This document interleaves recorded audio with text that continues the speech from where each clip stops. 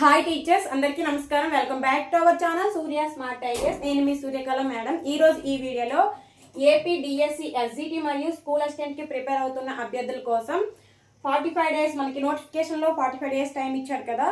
So 45 days preparation plan లో భాగంగా time table అంటే మనకి రోజుకి ఎన్ని గంటలు చదవాలి, ఏ సబ్జెక్ట్ చదవాలి, ఎలా చదవాలి అన్ని ఈ వీడియోలో ఎక్స్ప్లెయిన్ చేస్తాను. వీడియో ఎండింగ్ వరకు చూడండి. వీడియో నచ్చితే లైక్ చేయండి, అలాగే మీ ఫ్రెండ్స్కి షేర్ చేయండి, మన ఛానల్ని సబ్స్క్రైబ్ చేసుకోండి. అట్లీస్ట్ ఒక లైక్ అయినా చేయండి, అందరికీ రీచ్ అవుతుంది, అందరికీ యూజ్ అవుతుంది కూడా. అయితే మనకి టైం టేబుల్ 24 అవర్స్, ఎవరికైనా 24 అవర్సే ఉంటుంది. టాపర్కైనా డల్లర్కైనా ఎవరికైనా 24 అవర్సే ఉంటుంది.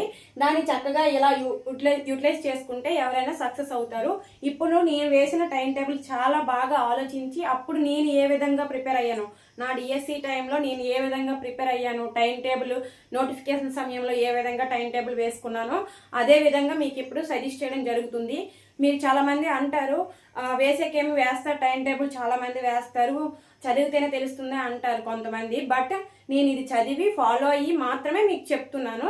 సో ఇది మాత్రం ఇంతకుముందు నేను ఫాలో అయిన టైం టేబుల్ మాత్రమే నోటిఫికేషన్ సమయంలో. సో ఈ విధంగా మీరు కనుక చదవగలిగితే ఖచ్చితంగా సక్సెస్ అవుతారు. అయితే ఇప్పుడు మనకి 24 అవర్స్లో భాగంగా చూడండి, 15 అవర్స్ రీడింగ్. మనకి టైం టేబుల్ వేసుకున్నామంటే ఆ రోజు నుంచి ఏది ఏమైనా సరే ఖచ్చితంగా చదవాలి. ఆ టైంకి మీరు ఖచ్చితంగా ఏ టైంలో ఏది అనుకుంటున్నారో ఆ టైంలో చదవాలి. అప్పుడు మాత్రమే మనకి ఏదైనా ఒక ప్రణాళికతో గనక చేస్తే ఖచ్చితంగా మనం విజయం సాధిస్తాము. అది అందరికీ తెలిసిన విషయమే. కొంతమంది టైం టేబుల్ వేసుకుంటారు కానీ దాన్ని ఫాలో అవడంలో విఫలం అవుతారు. అందుకే వాళ్ళకి సక్సెస్ అనేది కూడా కొంచెం దూరం అవుతుంది. ఏది ఏమైనప్పటికీ కూడా మీరు టైం టేబుల్ వేసుకొని పక్కాగా చదవాలి. ఎందుకంటే ఇప్పుడు ఎక్కువగా టైం టేబుల్ మాటికి మార్చడానికి టైం లేదు. అలాగే కొన్ని రోజులు ఇలా చదివి ఇంకో కొన్ని రోజులు వేరేలా చదువుదాము, ఇంకో టైం టేబుల్ మారుద్దాము అనే టైం కూడా లేదనమాట. సో ఇప్పుడు ఈ టైం టేబుల్ కనుక మీరు ఫాలో అయితే ఖచ్చితంగా సక్సెస్ అవుతారు. అయితే ఫస్ట్ మనం 15 టైం టేబుల్లో 3 విషయాలు ఉండాలి. ఇప్పుడు నోటిఫికేషన్ సమయం కాబట్టి ఫస్ట్ ఆఫ్ ఆల్ రీడింగ్. మనకి major part reading and next sleeping and next eating అనమాట. ఈ 3 గురించి మాత్రమే మనం ఆలోచించాలి. ఫస్ట్ 15 అవర్స్ రీడింగ్, అది ఎలా అవుతుందో కూడా చెప్తాను. Next 7 hours sleeping and next 2 hours eating. Morning breakfast, lunch, dinner, అలా దానికి 2 అవర్స్ కేటాయించాను. అయితే ఇప్పుడు ఈ 15 అవర్స్ రీడింగ్ ఎలా చేయాలి అంటే మార్నింగ్ 5 to 8 అనమాట. 5 ముందే ఒక 10 మినిట్స్ 5:45కి ఆ 5:50కి లేచి ఫ్రెష్ అప్ అయ్యి అంటే జస్ట్ ఫేస్ వాష్ అలా చేసుకొని ఇంకా బుక్ స్టార్ట్ చేయాలన్నమాట చదవడం. కొంతమంది మార్నింగ్ అన్ని పనులు చేసుకొని చదవదాం అనుకుంటారు. అలా చేయడం వల్ల వాళ్ళు సగం టైం వేస్ట్ అయిపోతుంది అనమాట. కాబట్టి మీరు మార్నింగ్ ఫస్ట్ చదవడానికే ప్రిఫరెన్స్ ఇవ్వండి. అది 1 అవర్ అయినా 2 అవర్స్ అయినా అట్లీస్ట్ మార్నింగ్ చదవడానికి ట్రై చేయండి. So 5 to 8 3 hours reading. తర్వాత 8 to 9 1 అవర్ రెడీ అవ్వడం, స్నానాలు అన్నీ అంతా రెడీ అయిపోయి ఏమైనా పనులు ఉంటే చూసుకొని బ్రేక్ఫాస్ట్ చేయాలి. ఈ టైంలో అన్నీ కంప్లీట్ చేసుకొని మళ్ళీ 9 నుంచి 12:30 PM వరకు 3.5 అవర్స్ చదవాలి. తర్వాత 12:30 నుంచి 1 PM వరకు half an hour lunch break అనమాట. And next 1 to 2 1 hour sleeping. మధ్యాహ్నం అందరికీ పడుకునే అలవాటు ఉంటుంది. అలా పడుకోవడం వల్ల కొంచెం డే మరి కొంచెం రిఫ్రెష్ అవుతుంది అనమాట. ఉదయం నుంచి చదువుతూ ఉంటారు కాబట్టి ఆ మధ్యలో 1 అవర్ పడుకోవడం వల్ల కొంచెం రిఫ్రెష్గా ఉంటుంది. ఆ తర్వాత నుంచి కూడా బాగా చదవచ్చు అనమాట. అందుకని ఇక్కడ 1 అవర్ స్లీపింగ్ టైం అని ఇచ్చాను. కొంతమంది 1 అవర్ అవసరం లేదు, హాఫ్ అన్ అవర్ చాలు అనుకునే వాళ్ళు హాఫ్ అన్ అవర్ స్లీప్ చేయొచ్చు, మిగతా టైంలో చదువుకోవచ్చు. సో ఇక్కడ 1 అవర్ అందరికి ఇచ్చాను. ఇది అందరినీ దృష్టిలో పెట్టుకొని ఇచ్చిన టైం టేబుల్ అనమాట. ప్రతి ఒక్కరు ఇలా ఫాలో అవుతే సరిపోతుంది. ఇంకా చదవాలి అనుకుంటే మీ కెపాసిటీ బట్టి ఉంటుంది. సో ఇక్కడ 1 అవర్ అయిపోయిన తర్వాత 2 నుంచి 5 వరకు 2 to 5 3 అవర్స్ మళ్ళీ రీడింగ్ టైం. తర్వాత ఇక్కడ నో గ్యాప్ 5 to 7:30 మళ్ళీ 2.5 అవర్స్ చదవాలి. తర్వాత 7:30 నుంచి 8 వరకు హాఫ్ అన్ అవర్ మళ్ళీ డిన్నర్ అనమాట. 8 లోపే తినేయడం బెస్ట్. ఎందుకంటే కొంతమంది 10 9:30 9 అలా తింటూ ఉంటారు. అలా కాకుండా ఇక్కడ 7:30 వీలైతే 7 లోపు కూడా తినేయచ్చు. 8 లోపు ఏదైనా కంప్లీట్ చేసేసుకోండి డిన్నర్. అండ్ నెక్స్ట్ తర్వాత 8 నుంచి 11 వరకు మళ్ళీ 3 hours చదువుతారు.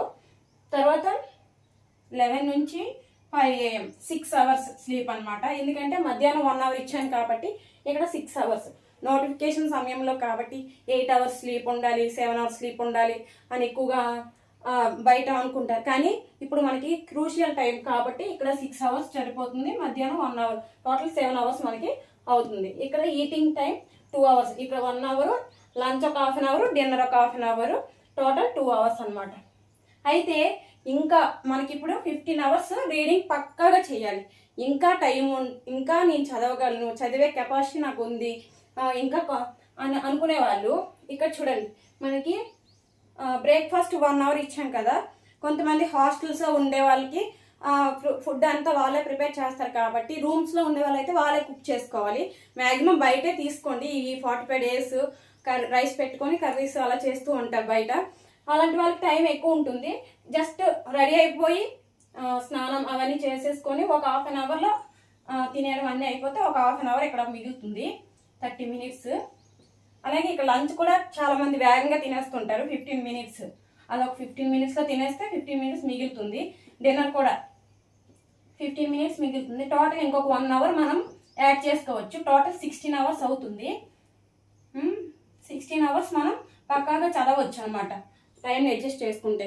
మీరు నమ్మరు, మేమైతే వాష్రూమ్లోకి వెళ్ళినా కూడా కొన్ని బైహార్ట్ చేయవలసినవి ఉంటాయి కదా, అవి ఒక చిన్న పేపర్లో రాసుకొని జోబ్లో పెట్టుకొని వెళ్ళి చదువుకుంటూ ఉండేవాళ్ళం. ఆ నిమిషం కూడా వేస్ట్ చేసేవాళ్ళం కాదు. అలాగే మేము హాస్టల్లో ఉండేటప్పుడు మార్నింగ్ వాష్రూమ్స్ ఖాళీ లేకపోతే అప్పుడు స్నానం లేకుండా ఎప్పుడు ఖాళీ అయితే అప్పుడు మాత్రమే చేసుకునేవాళ్ళం. అలా చేయాలి, మీరు టైం వేస్ట్ చేయకూడదు. హాస్టల్లో ఉండే వాళ్ళకి మార్నింగ్ రూమ్స్ ఖాళీ లేకపోతే ఎప్పుడు ఖాళీ ఉంటే అప్పుడు స్నానాలు అనేవి పెట్టుకోండి. ప్రతి నిమిషము మనకి చాలా చాలా ఇంపార్టెంట్. డిఎస్సి వాళ్ళు అలా ప్రిపేర్ అవుతూ ఉంటారు, మీకు తెలుసు, మీరు చాలా మందిని చూసే ఉంటారు. ప్రెగ్నెంట్ లేడీస్, అలాగే కొంతమంది పిల్లల్ని ఇంటి దగ్గర వదిలేసి హాస్టల్లో చదువుకుంటూ ఉంటారు, హౌస్ వైఫ్స్. చాలా మంది అసలు ఎంతలా కష్టపడుతూ ఉంటారంటే, నేను అక్కడ అవనగట్టు వెళ్ళేటప్పుడు అయితే 7th month ప్రెగ్నెంట్ ఆవిడ కూడా వచ్చి చదివేది అనమాట. అలా ప్రిపేర్ అవుతూ ఉంటారు. సో మీకు ఒక్కరికే కష్టము అని అనుకోకండి. చాలా మంది చాలా కష్టాలు అనుభవించి చదువుతూ ఉంటారు. వాళ్ళ దగ్గర మనం పోల్చుకుంటే ఇంకా మన కష్టాలు తక్కువనే అలా చూసుకోండి. సో అందరూ బాగా చదవండి. ఇది టైం టేబుల్ మాత్రమే. ఎన్ని అవర్స్ చదవాలి, ఎన్ని అవర్స్ పడుకోవాలి, ఎన్ని అవర్స్ తినాలి, ఆ టైం మాత్రమే. ఏదేమైనా మీరు 10 గంటలు చదివినా, 12 గంటలు చదివినా, 24 hours బుక్ ముందు వేసుకున్నా అదంతా మనకి క్రైటీరియా కాదు.